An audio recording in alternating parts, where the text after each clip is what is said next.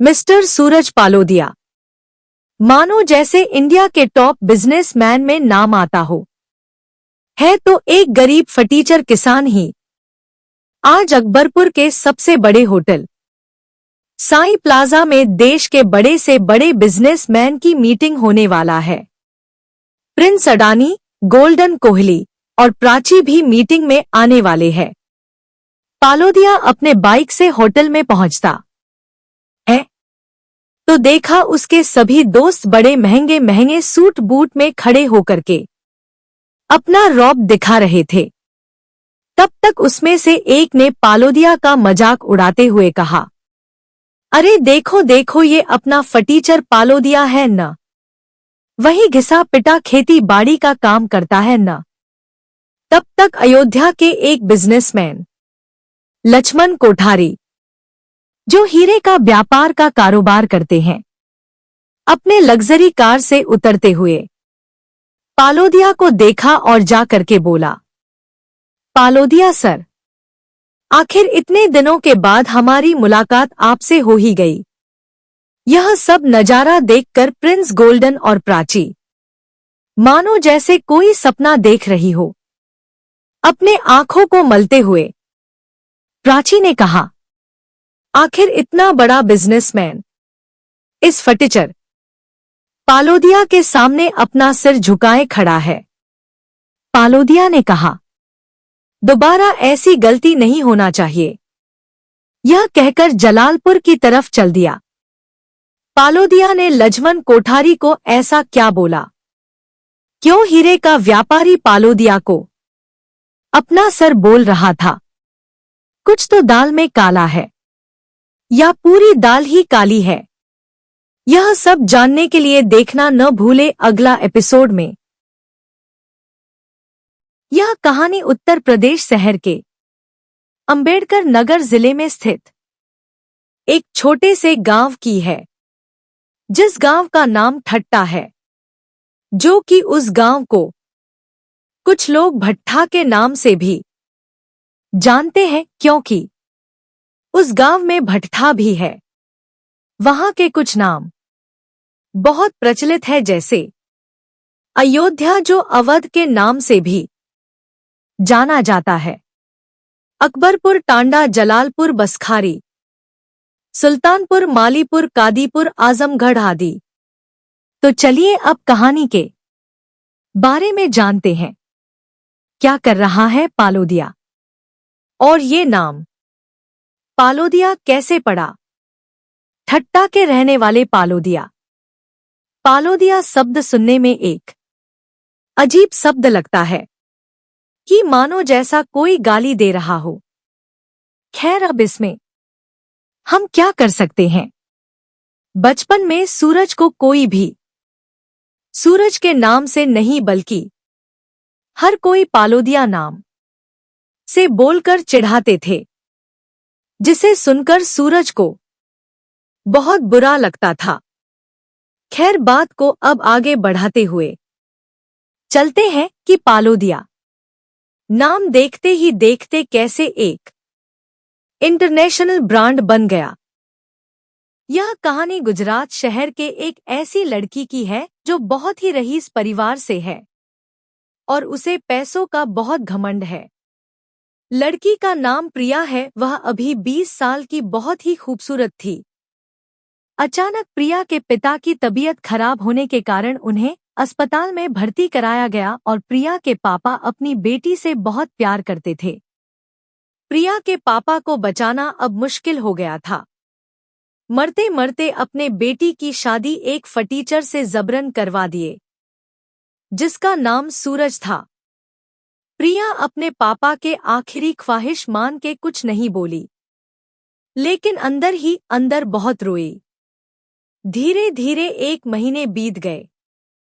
अब वह फटीचर घर जमाई बनकर रहने लगा, लेकिन अभी तक प्रिया ने अपने पति को पति कम नौकर ज्यादा समझती थी और उससे घर के सारे काम करवाती थी।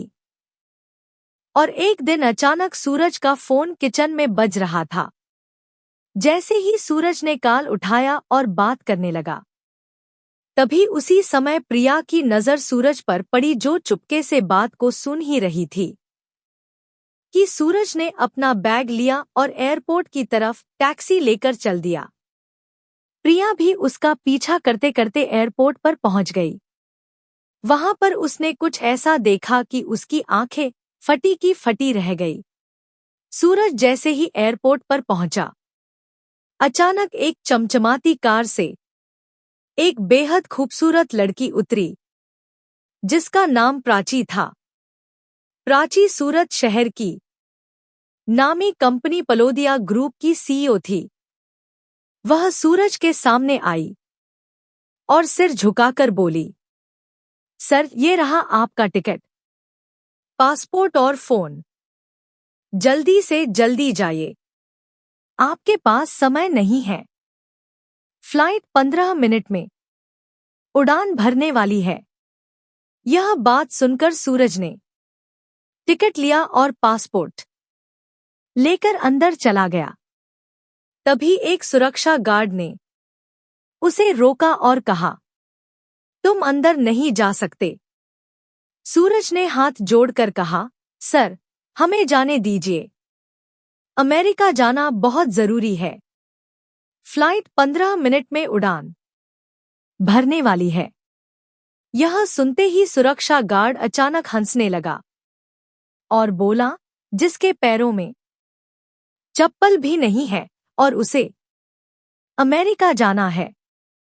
सूरज आगे बढ़ता है और सामने से एक आदमी आता है और उसके आसपास कई बॉडीगार्ड होते हैं और वह उससे जल्दी जल्दी के चक्कर में टकरा जाता है और गिरते हुए कहता है, इस लूजर को अंदर किसने आने दिया? वह सूरज का टिकट लेकर उसे फाड़ देता है और कहता है, लग रहा है तुझे अपनी जान प्यारी नहीं है क्या? यह कहने के बाद अपने आदमियों को मारने का इशारा करता है। देखते ही देखते सूरज ने 2 आदमियों को ढेर कर देता है और गुस्से से कहता है, 10 मिनट के भीतर मैं तुझे और तेरे एयरपोर्ट को बर्बाद कर दूंगा। यह सुनकर गगन सिंह तिलमिला उठा और कहा, एक भिखारी मुझे बर्बाद कर देगा, वो भी 10 मिनट में। चल, मैं तुझे आधे घंटे का समय देता हूं और मुझे बर्बाद करके दिखा। सूरज ने अपना फोन निकाला और किसी को फोन किया और कहा, 10 मिनट में मुझे इस एयरपोर्ट का सभी लाइसेंस रद्द होना चाहिए। तभी अचानक जोरदार एयरपोर्ट पर अनाउंसमेंट होने लगा, यात्री गण कृपया ध्यान दे, असुविधा के लिए हमें खेद है कि इस एयरपोर्ट की सभी उड़ानें और लाइसेंस रद्द कर दिए गए हैं। यह सुनते ही एयरपोर्ट का मालिक भागते हुए सूरज के पास आकर पैरों में गिरकर बोलने लगा, सर, आप कौन है? हमने आपको पहचाना नहीं, हमें माफ कर दीजिए। हम अभी आपके लिए प्राइवेट जेट का इंतजाम करता हूं।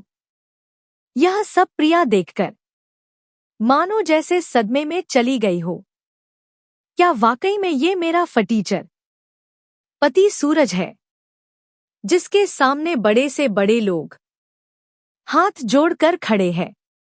मानो प्रिया जैसे कोई सपना देख रही हो, जिसके पास खाने को पैसे तक नहीं, वो इतना बड़ा आदमी कैसे हो सकता है?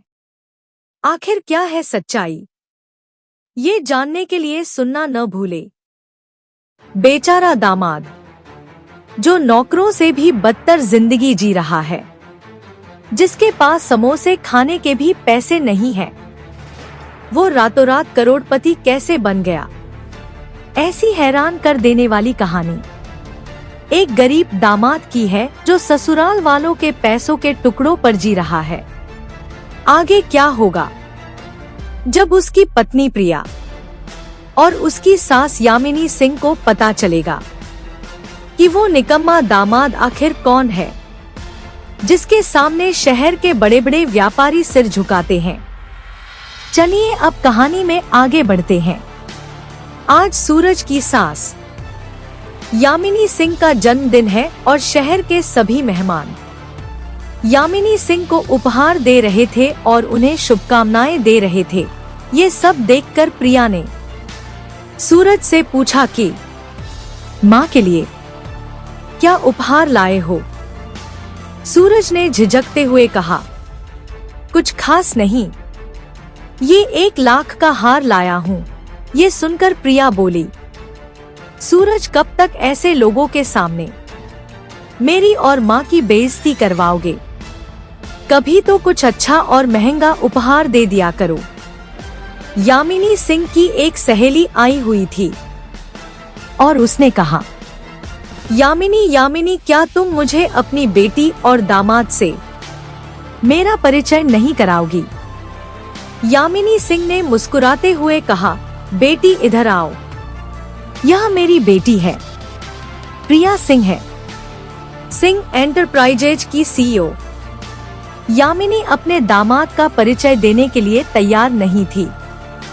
जब यामिनी की सहेली ने कहा, आपका नालायक दामाद क्या करता है? मैंने सुना है कि वह छोले भटूरे बेचता है और लगभग 8 से 10 हजार रुपए महीने कमाता होगा। हर कोई इतना भाग्यशाली नहीं होता कि मेरी बेटी की तरह लाखों रुपए महीने कमा सके। यामिनी की सहेली ने कहा। इतना अपमान होने के बाद सूरज ने कहा, बहुत हो गया सासू माँ, अब मैं इस घर में 1 मिनट भी नहीं रहूंगा। यामिनी सिंह ने कहा, ठीक है, अगर आप जाना चाहते हो तो चले जाओ, लेकिन दोबारा वापस मत आना। सूरज ने कहा, अब मैं तभी वापस आऊंगा जब तक यामिनी सिंह मेरे पैरों में गिरकर माफी नहीं मांगेगी।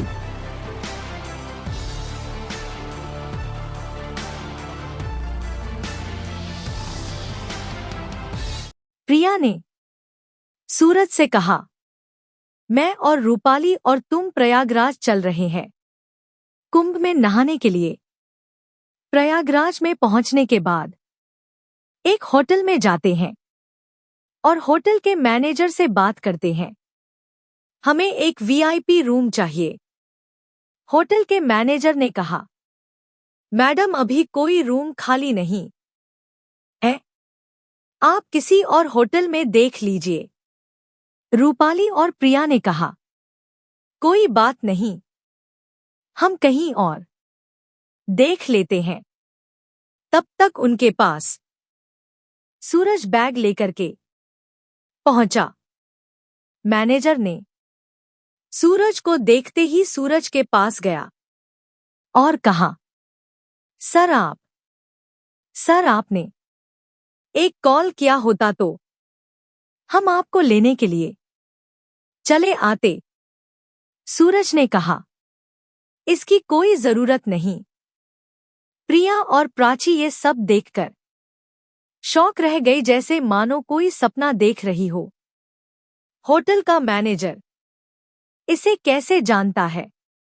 मैनेजर ने अपने आदमियों से कहते हुए बोला, सूरज सर के लिए रॉयल वीआईपी रूम के दरवाजे खोल दो और जो भी सर को चाहिए सब कुछ सर के पास लेकर आओ। यह सब देखकर प्रिया और प्राची घबरा जाते हैं और मैनेजर से कहते हैं, इसको सर क्यों बोल रहे हो? यह तो हमारा नौकर सूरज है और अभी तक बोल रहे थे हमारे पास कोई भी वीआईपी रूम खाली नहीं है और अब रॉयल रूम देने की बात कर रहे हो। मैनेजर ने कहा, क्या बात कर रही हो मैडम? लग रहा है आप अभी मार्केट में नहीं हो क्या? अगर सूरज सर नहीं होते तो आज ये इतना बड़ा होटल भी नहीं होता। यह तो सर की वजह से होटल चल रहा है। आप इन्हें नौकर कह रही है। प्राची और प्रिया को विश्वास ही नहीं हो रहा था कि एक फटीचर घर जमाई इतने बड़े होटल का कैसे। अचानक सूरज का फोन बजने लगा। सूरज ने जैसे ही फोन उठाया, फोन पर उसका दोस्त प्रिंस अंबानी था, जिसका कारोबार देश भर में फैला हुआ था। प्रिंस ने कहा, अरे भाई कहाँ पर हो? मैं हाल फिलहाल में गुजरात आया हूँ, अभी अकरम हॉस्पिटल में बैठा हूँ, सोचा एक बार मिलता चलो। सूरज ठीक है 10 मिनट में आया, यह कहकर हॉस्पिटल की तरफ चल देता है। वहाँ पहुंचकर प्रिंस और सूरज दोनों ने मिलकर खूब बातें की। तब तक यामिनी सिंह का फोन आने लगता है।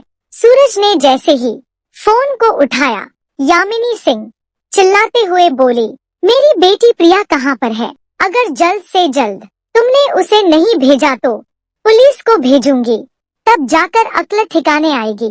सूरज अंदर ही अंदर हंसने लगा और कहा, रस्सी जल गई पर बल नहीं गया।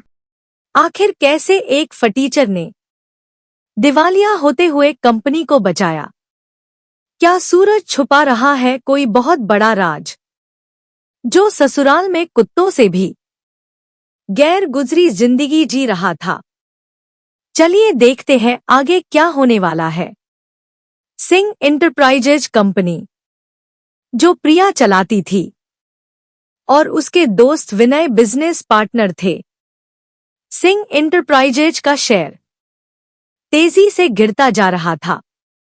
प्रिया और विनय दोनों कंपनी को डूबते हुए कैसे बचाए, इसके बारे में सोच ही रहे थे कि अचानक सूरज वहां पर पहुंचा। उसको देखते ही सुरक्षा गार्ड ने रोकते हुए बोला, सर आप अंदर नहीं जा सकते। सूरज चिल्लाते हुए बोला, मैं सिंह इंटरप्राइजेज को डूबने से बचा सकता हूं। यह सुनकर विनय हंसते हुए बोला, ये लो अब ये कचरा। घर जमाई बोल रहा है कि डूबती कंपनी को बचा सकता है।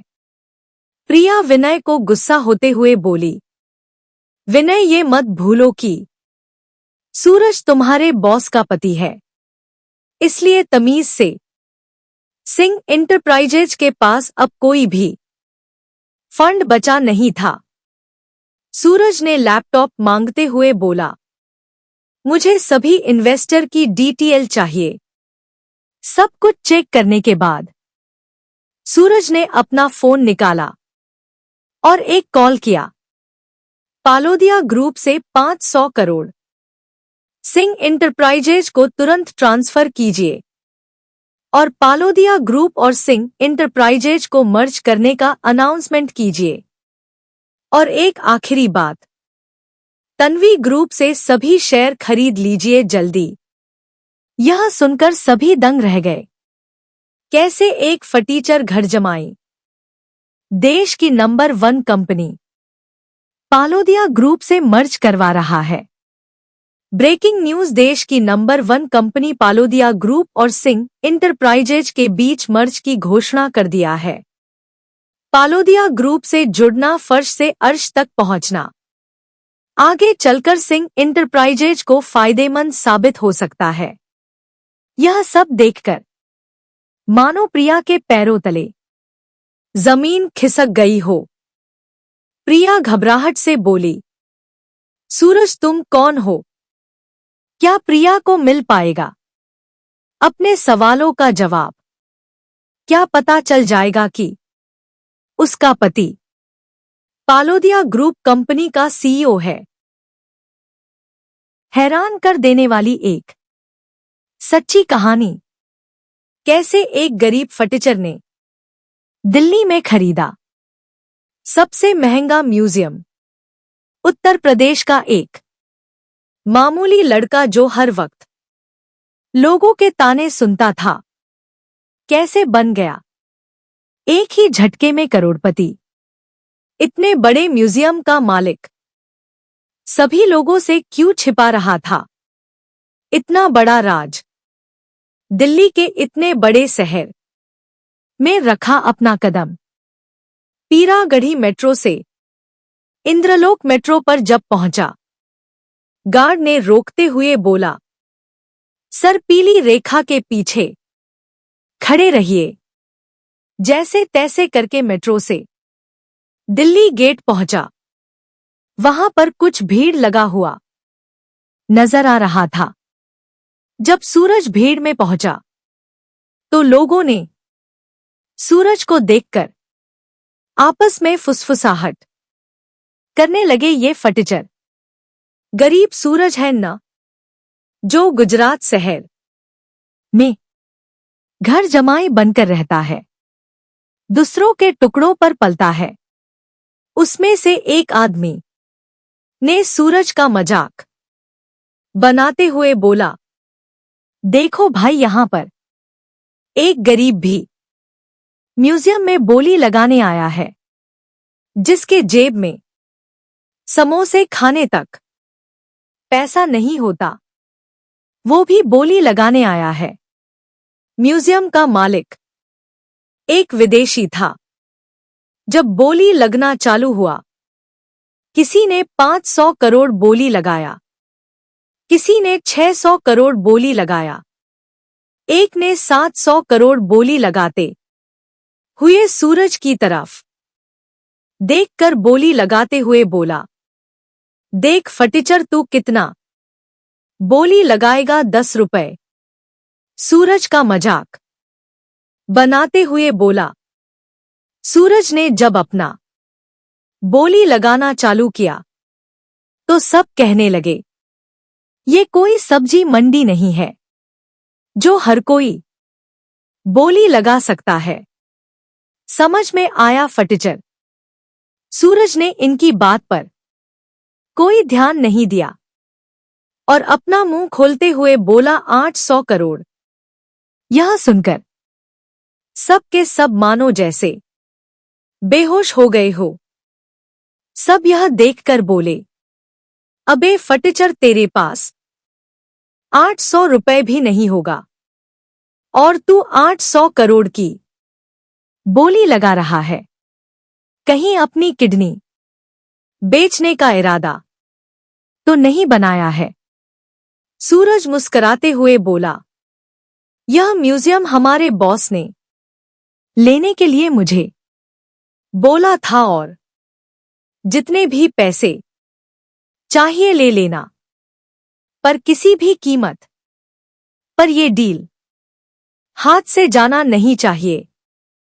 सूरज ने मन ही मन में मुस्कुराते हुए बोला, इन लोगों को क्या पता मैं बॉस के भी बॉस हूं। विदेशी ने हाथ मिलाते हुए डील फाइनल किया।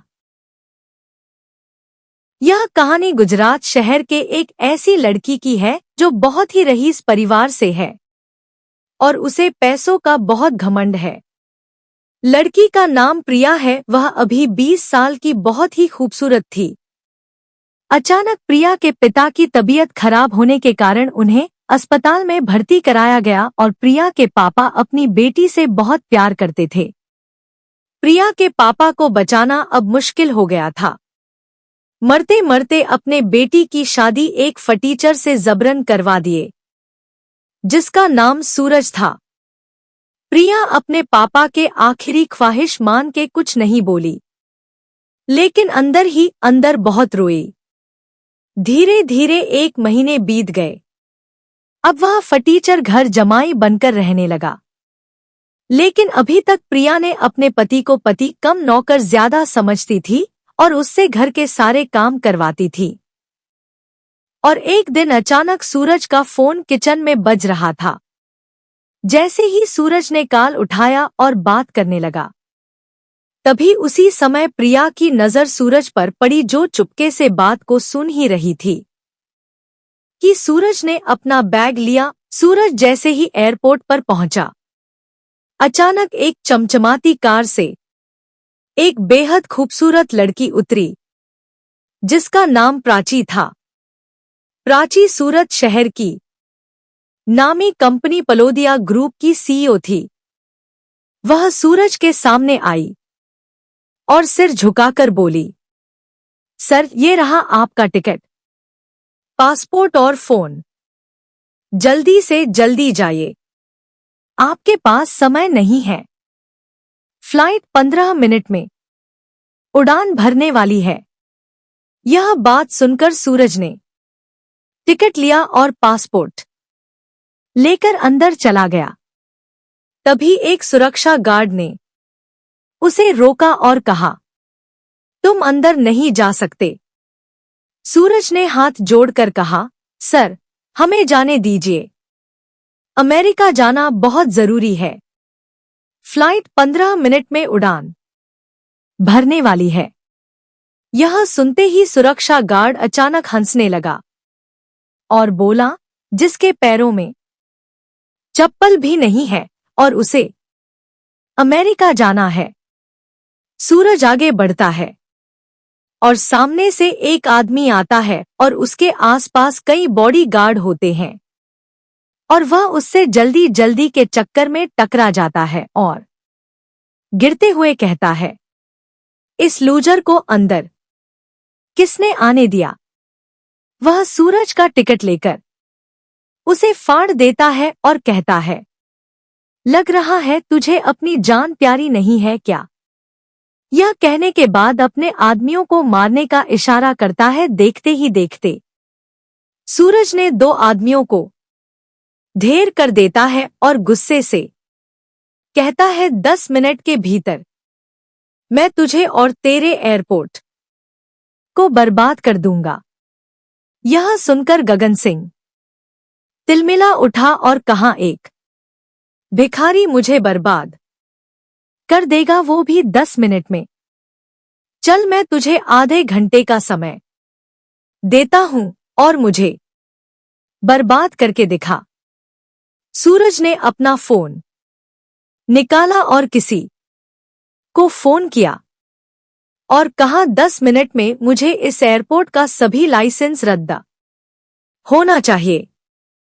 तभी अचानक जोरदार एयरपोर्ट पर अनाउंसमेंट होने लगा, यात्रीगण कृपया ध्यान दे, असुविधा के लिए हमें खेद है कि इस एयरपोर्ट की सभी उड़ानें और लाइसेंस रद्द कर दिए गए हैं। यह सुनते ही एयरपोर्ट का मालिक भागते हुए सूरज के पास आकर पैरों में गिरकर बोलने लगा, सर, आप कौन है?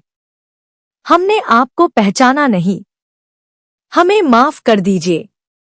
हम अभी आपके लिए प्राइवेट जेट का इंतजाम करता हूं। यह सब प्रिया देखकर मानो जैसे सदमे में चली गई हो। क्या वाकई में ये मेरा फटीचर पति सूरज है, जिसके सामने बड़े से बड़े लोग हाथ जोड़कर खड़े हैं? मानो प्रिया जैसे कोई सपना देख रही हो, जिसके पास खाने को पैसे तक नहीं, वो इतना बड़ा आदमी कैसे हो सकता है? आखिर क्या है सच्चाई? ये जानने के लिए सुनना न भूले।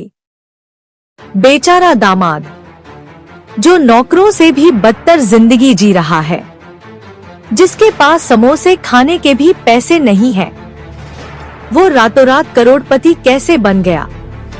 ऐसी हैरान कर देने वाली कहानी एक गरीब दामाद की है, जो ससुराल वालों के पैसों के टुकड़ों पर जी रहा है। आगे क्या होगा जब उसकी पत्नी प्रिया और उसकी सास यामिनी सिंह को पता चलेगा कि वो निकम्मा दामाद आखिर कौन है, जिसके सामने शहर के बड़े बड़े व्यापारी सिर झुकाते हैं। चलिए अब कहानी में आगे बढ़ते हैं। आज सूरज की सास यामिनी सिंह का जन्मदिन है और शहर के सभी मेहमान यामिनी सिंह को उपहार दे रहे थे और उन्हें शुभकामनाएं दे रहे थे। ये सब देखकर प्रिया ने सूरज से पूछा कि माँ के लिए क्या उपहार लाए हो? सूरज ने झिझकते हुए कहा, कुछ खास नहीं, ये 1 लाख का हार लाया हूँ। ये सुनकर प्रिया बोली, सूरज, कब तक ऐसे लोगों के सामने मेरी और माँ की बेइज्जती करवाओगे? कभी तो कुछ अच्छा और महंगा उपहार दे दिया करो। यामिनी सिंह की एक सहेली आई हुई थी और उसने कहा, यामिनी यामिनी, क्या तुम मुझे अपनी बेटी और दामाद से मेरा परिचय नहीं कराओगी? यामिनी सिंह ने मुस्कुराते हुए कहा, बेटी इधर आओ, यह मेरी बेटी है, प्रिया सिंह है, सिंह एंटरप्राइजेज की सीईओ। यामिनी अपने दामाद का परिचय देने के लिए तैयार नहीं थी। जब यामिनी की सहेली ने कहा, आपका नालायक दामाद क्या करता है? मैंने सुना है कि वह छोले भटूरे बेचता है और लगभग 8 से 10,000 रुपए महीने कमाता होगा। हर कोई इतना भाग्यशाली नहीं होता कि मेरी बेटी की तरह लाखों रुपए महीने कमा सके। यामिनी की सहेली ने कहा। इतना अपमान होने के बाद सूरज ने कहा, बहुत हो गया सासू माँ, अब मैं इस घर में 1 मिनट भी नहीं रहूंगा। यामिनी सिंह ने कहा, ठीक है, अगर आप जाना चाहते हो तो चले जाओ, लेकिन दोबारा वापस मत आना। सूरज ने कहा, अब मैं तभी वापस आऊंगा जब तक यामिनी सिंह मेरे पैरों में गिरकर माफी नहीं मांगेगी।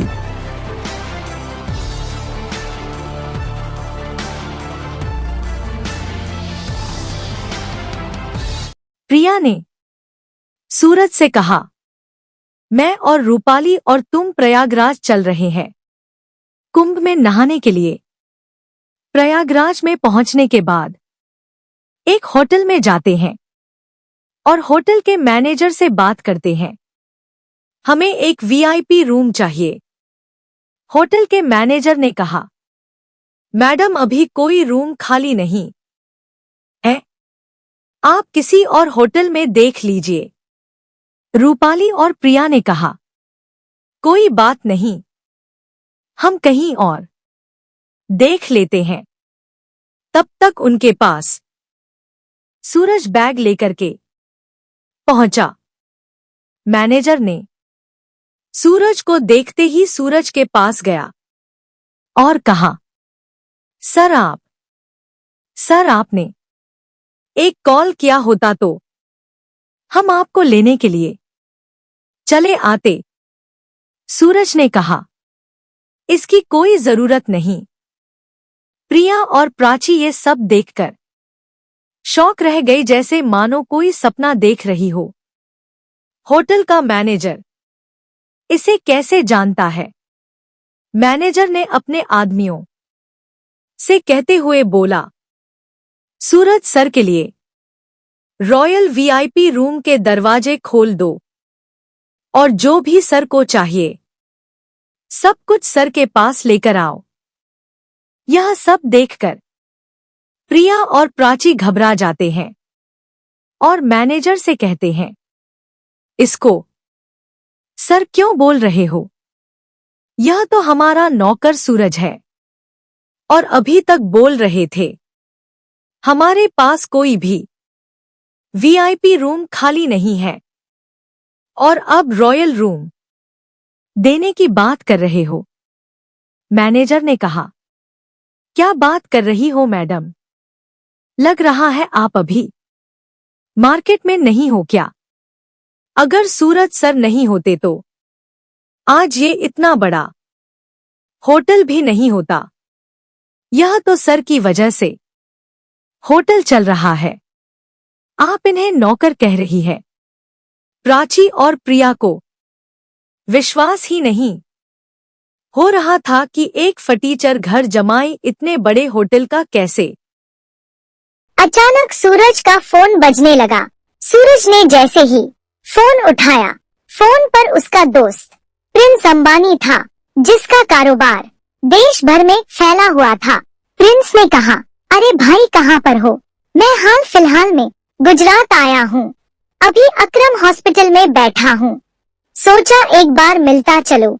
सूरज ठीक है, 10 मिनट में आया, यह कहकर हॉस्पिटल की तरफ चल देता है। वहाँ पहुंचकर प्रिंस और सूरज दोनों ने मिलकर खूब बातें की। तब तक यामिनी सिंह का फोन आने लगता है।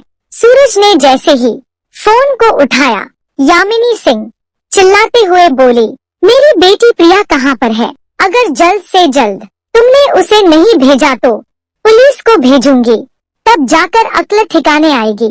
सूरज अंदर ही अंदर हंसने लगा और कहा, रस्सी जल गई पर बल नहीं गया।